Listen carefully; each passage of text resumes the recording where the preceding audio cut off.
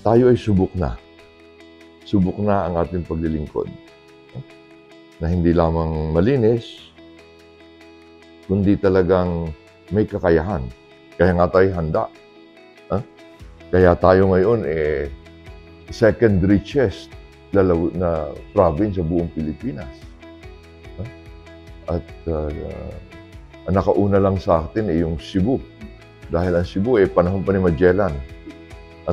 Pero ngayon, sa panahon so tayo ang pag pinag-usapan sa kalusugan, tayo ang pinakamalaki ang budget. Sa sinasabi ko, buong Pilipinas na. Yung ginagamit ang lokal natin pondo. Dito na rin sa ating edukasyon, pagpapaaral. Nagtatayo tayo ng ating ICT center, nagtatayo tayo, binibigyan natin ng computers, yung ating mga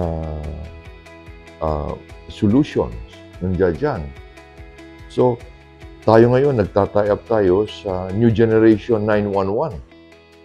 Meron na tayong MOA ngayon.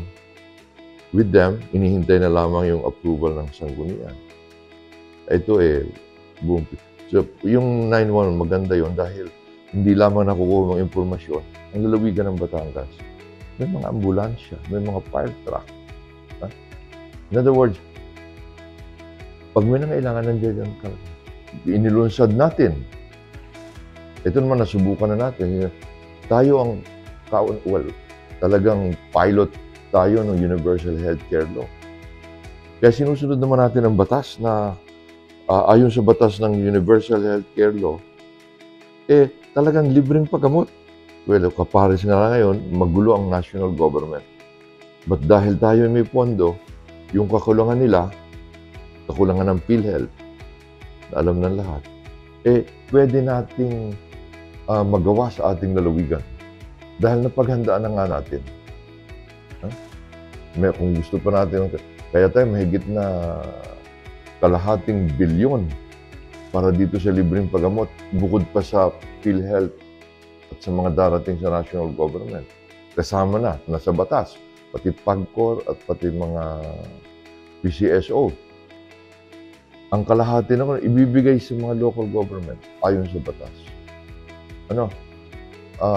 Lahat na ito, kailangan pagtugma-tugmain natin. At nandiyan dyan ang ating karanasan. At saka ginagawa. Kung minsan naantala, hindi dahil sa wala tayong plano, hindi dahil wala tayong kakalihan, dahil sa, ito nga, nasa COVID.